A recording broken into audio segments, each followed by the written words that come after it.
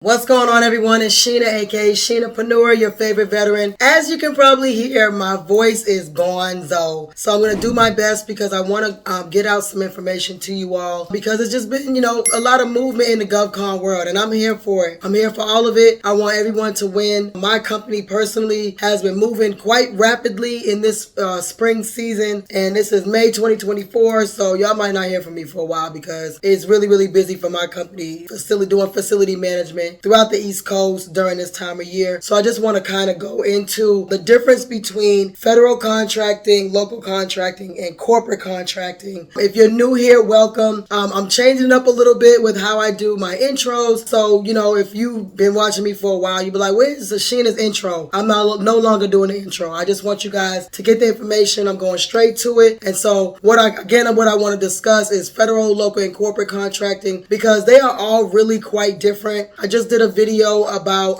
how to do business with the NFL, and it was a dope video. I ain't gonna lie, because someone tagged me in a post about the NFL wanting to use small and diverse businesses, and so I was like, well, man, let me kind of like go back and talk a little bit more about corporate contracting because it's something that most people do not talk about, most people do not understand, and then people don't know the difference between federal contracting, local contracting, corporate contracting. Let's get right into it. So again, those who are new, you may not know what is government contracting anyway. And basically, government or local or corporate contracting is an agency, whether it's a federal agency, local agency, or corporate agency, who wants to do business with small and diverse businesses. So what that means is they have facilities, they have the need for products. All these agencies, all three genres across the board, federal, local, and corporate, are usually trying to obtain some sort of product or some sort of service. And sometimes they do that stuff internally,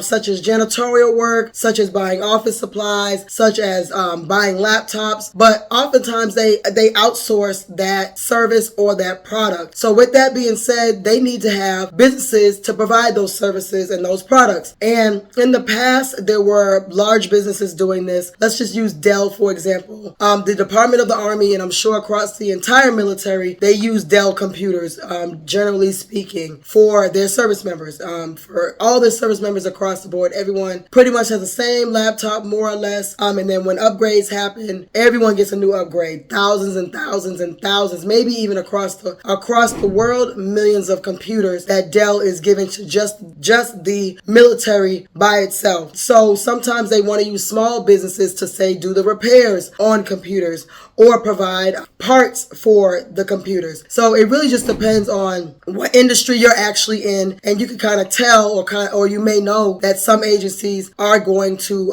purchase your services over other agencies, or even whether you might be might be more beneficial for you to do corporate contracting rather than federal contracting. So with that being said, it's very beneficial for you to know some people will want to go into federal contracting, and that may not be the best place for them depending on what industry they're in. So let's talk about federal contracting. Federal contracting is any federal agency that is looking to obtain services, outsource services from businesses in general. It can be large businesses, medium businesses, small businesses, micro businesses, and with that, they will often use what's called set-asides. And what set-asides are is the government is setting aside a certain percentage of all contracts to small businesses, which is called total small business set aside, and that is 20% of all federal contracts. Women-owned small businesses, WOSB, they may be setting aside 5% of all contracts to women-owned businesses. SDVOSB has just recently changed, so they are 5% of all federal government contracts, and the same thing with veteran-owned small business if you're not service disabled.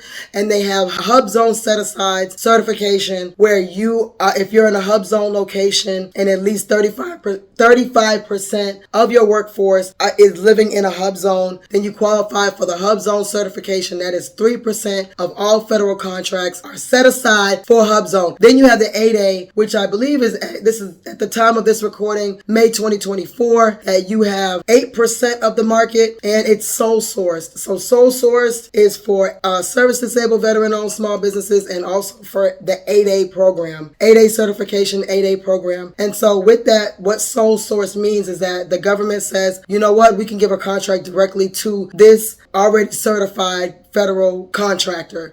And so with that, what that does is mean you don't have to bid, you don't have to, go through the rigmarole on the federal side in order to get qualified for a contract. The sole source is SDVOSB, which is Service Disabled Veteran owned. 8A, which is it's a disadvantaged certification set aside. In the past, it was more so for minorities, but now it's open to more people as long as they can prove that they are disadvantaged. And that is as of October 2023 is where there's a whole case about how it became more scrutinized of a certification program, and you can read up on that and find out what the issues were with that. But anyway, you just have to write up a narrative and explain why you are disadvantaged, and that's how you could qualify for the 8A certification. Now with that, it's a very, very strenuous process, especially if you don't have like all your ducks in a row and all of your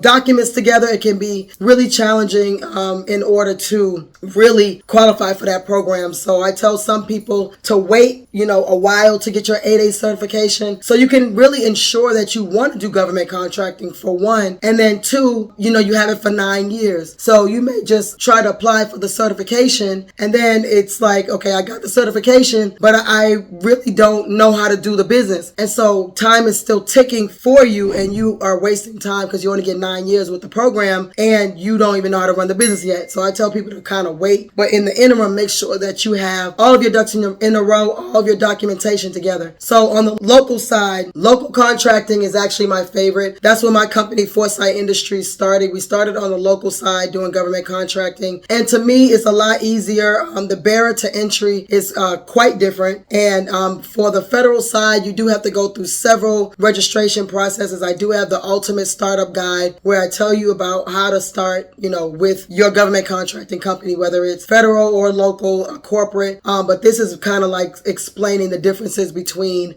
each of those genres, if you will. Local side is definitely an easier entry, barrier to entry. It depends on what state you live in, however. So I wouldn't necessarily say that it's easier. I'm actually in Atlanta, Georgia. So the Georgia website, the procurement portal, and all of the city and county sites within the local side are way easier to navigate than SAM. And registering for each of these counties, the state website, the city website, each of those, it may be more websites to register with, but it's just vendor registration. And so with that just means that you just put in your company information. If your company is legit and you have all your documentation in order, it shouldn't be an issue with you registering with these different vendor portals. Are they a pain in the butt? Yes. But all it does is cost you time. It doesn't cost you money. What other industry can you get into where you don't have to pay money? Now, if you pay for my course, or you pay for mentorship, or you pay for someone to do something for you, that's totally different. It's your prerogative. You realize that you don't want to take the time to do certain things. Totally get that. As long as a person is doing what they said they're going to do, right? But any other industry you go into, it's really going to be, you have to pay to play. Just take real estate, for example. Anyone who's done real estate or anyone that has followed me knows that I started off in real estate, and that's how I kind of transitioned into government contracting. Thinking about renovations, like renovations for housing that we did for my personal houses, and doing wholesaling and stuff like that. I transitioned that thought process over to government contracting because I was like, that's kind of what I want to do. Facility support services, facility management, facility maintenance, whatever you want to call it. So with that, in order to even get into real estate, you have to have some money. I mean, even if you're doing wholesaling real estate, where you're just basically like a broker between the buyer and the seller, you have to buy signs, you have to buy advertisement usually. So it's still, you have to pay to play. When it comes to registering in the local portals and even the federal portal, it's free. Free 99. Free. So there's really not a lot of industries you can get into without having to pay. When you're going to college, you have to pay, and that's not even guaranteeing you a job at all or a job in your field. If you're doing a certification program, if you're getting your real estate license, if you're getting any type of license, plumbing license, you still have to pay, and you have to put in a lot of hours in order to even get like apprenticeship and that type of thing. But this is just having you register in these portals. Y'all killing me. Like, all you gotta do is register in the portal.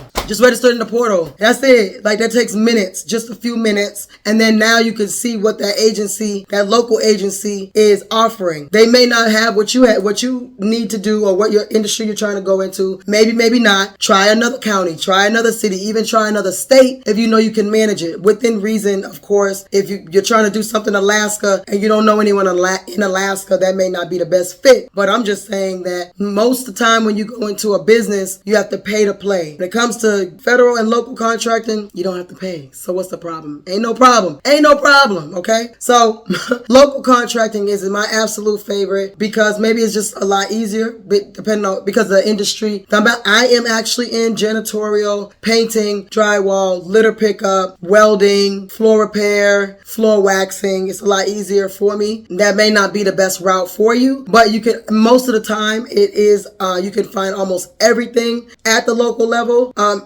in comparison to the federal side where you may not be able to find the industry that you're in. So local, you can usually get away with a whole lot more. You can find even contracts you hadn't thought of on the local side. So I love it. That's where my company pretty much lives, is in the local area. We do bid on federal. We have one federal, but local is just a lot easier to grasp. And I can drive up to your office and get my money if I don't get paid. Like, it's a little more flexible to talk to the accounts payable as well. On the federal side, it usually goes through like certain types of portals. Not every time, but sometimes it goes through certain portals that are regulated by someone other than the agency you're working for.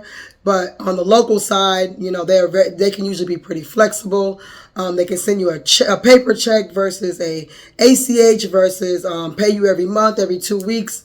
You know, it's a lot more flexible from my experience. And I mean, I'm not even going to say from my experience because it just is. And another little note to have is that on the federal side, the fiscal year runs from October 1st through September 30th. On the local side, the fiscal, typically, not every single case, but most cases, almost all the cases when it comes to our contracts that are local, the fiscal year runs from July 1st through June 30th. So if you've been seeing a lot of local contracts coming out, here recently, if you're watching this video in spring or summer of 2024, it's usually because they're trying to spend up the remainder, these school systems and stuff, they're trying to spend up the money before the end of the fiscal year, which is June 30th in most cases. So in order of favorites, for me, it goes local contracting, corporate contracting, and federal contracting. So for corporate contracting, it's a little different. You do kind of have to pay to play, and that means that you have to pay for the certifications that is included in the supplier diversity program. So there are agencies such as WeBank and Novoba and the National Minority Supply Diversity Council that has you pay for a certification. And what they do when they get you to pay for those certifications, I just kind of like had a realization and talked with some other people about it, is that they want to make sure that your paperwork is together. If a large corporation is going to be working with you as a diverse business, meaning you're a veteran-owned, woman-owned, any kind of disadvantaged, LGBTQ,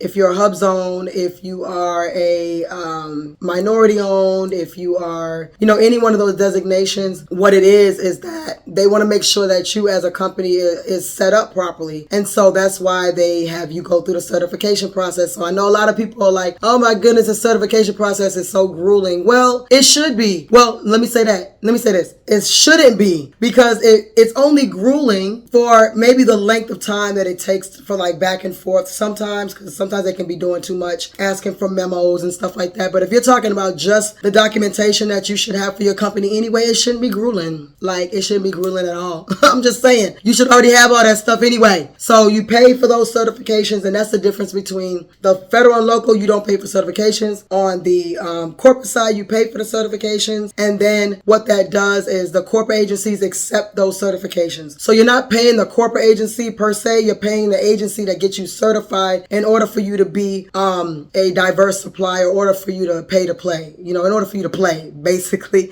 So you're able to get those certifications and present those to corporate agencies and say, hey, I am ready to go. I'm ready to do this work. And that doesn't mean that that's the only way for you to get a corporate contract. You can get a corporate contract by just getting a contract with that particular corporation. It could be a bank, PNC Bank. It could be Coca-Cola, AT&T, T-Mobile, trying to think of some, Sherwin-Williams, Dell, Apple, anyone. Dasani water, anyone. Okay. And so with that, you just have to abide by whatever rules they have for registering as a vendor with them. And there's also construction companies that you can register as a vendor with. It doesn't have to be a massive, large corporation that has locations all over the world. It could be, a pretty decent or a large or medium sized construction company. If you're in any type of construction, that you register with them, and they might actually take you through a certification or pre-qualification process. And I actually probably need to do a video on that. But basically, the way the corporate contracting works is the same as far as like execution and how you would put together a team, but you have to kind of pay. And they don't have a set aside mandatory obligation the same way the federal and the local does. Now, some local, just depending on where you are, there's certain states and counties where they absolutely, like, you must sub out work to, like in Georgia, it's like that, sub out work to minority companies, period. Don't want to hear it. You better figure it out. In New York, some places in New York are like that. There's some states where they don't have anything like that. So really, it's on the corporate side, they don't have to abide by none of those mandatory rules. Nowhere. I haven't seen it yet. If somebody knows different, leave it in the comments because I've never seen it. So the difference between federal, local, and corporate: federal, free; local, contracted municipalities, state,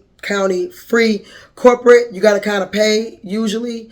And also when it comes to the corporate side, there's really no centralized portal to pull contracts from, like sam.gov, basically one website where almost all contracts, not all, but I think they said 80% of contracts are on sam.gov. So you can just go there and look for stuff. Local side, you have to either start at the state level. If your state website is robust, it will have everything within the whole state. And then every city, county, school system will have their own portal, and you got to go in there and see what opportunities are available or where agencies are looking for workers. But on the corporate side, you have to go to each individual corporation, each individual company. And the easiest way to do that is just Google how to do business with Coca-Cola, how to do business with T-Mobile, how to do business with Dell. And usually on their website, they'll list all the things that they can, that they're looking for, what type of services. Just so happens that with us being janitorial, that's usually always listed. So I never really had a problem with providing services to any corporate agency. However, those lists are usually not exhaustive, meaning let's say that you have a really cool invention, but they don't have it listed. That doesn't mean that you can't present it to them. It could be in the form of an unsolicited proposal. You can present it at a trade show. That's really a really good way if you have a product, is presenting it at a trade show where those industries are going to be.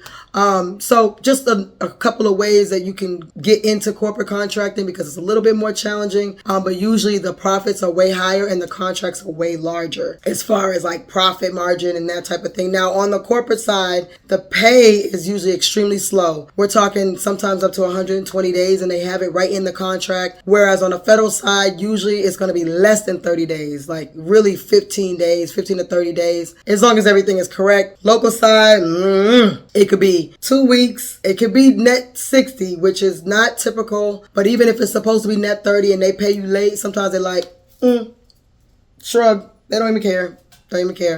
But it's not supposed to be that way. But on the corporate side, usually they're like, look, if you're a small business and you can't wait 120 days, we're not going to accept you. It's really that clear. So just wanted to explain about federal, local, and corporate contracting, because they are the same but different. But they all, for me, are all worth pursuing. I love the chase, you know what I'm saying? Like, I like to be challenged, like I like to say, oh, you're telling me that like no one else knows how to do this? Oh, I'm doing it. And so I challenge you to do the same thing.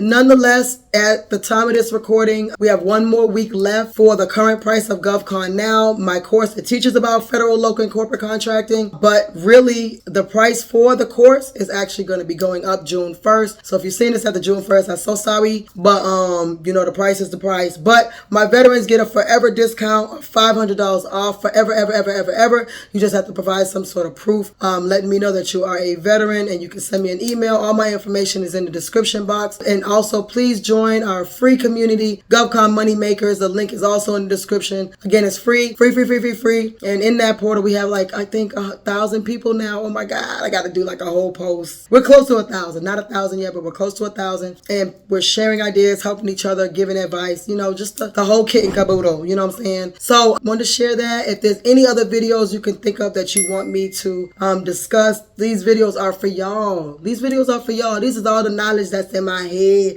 or something that I heard, or something that another person experienced. So until next time, it is your favorite veteran.